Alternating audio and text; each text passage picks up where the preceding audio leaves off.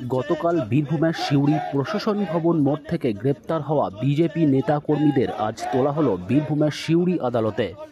প্রসঙ্গত, গতকাল বিজেপির কর্মসূচি চলাকালীন মুখ্যমন্ত্রী মমতা বন্দ্যোপাধ্যায়ের ছবিতে কালি দেওয়া হয় বিজেপির পক্ষ থেকে।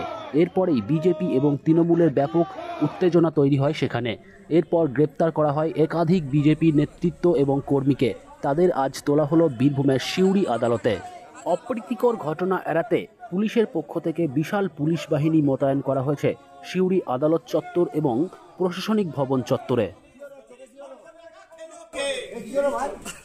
30 কোটি খেলো কে? 30 কোটি খেলো কে?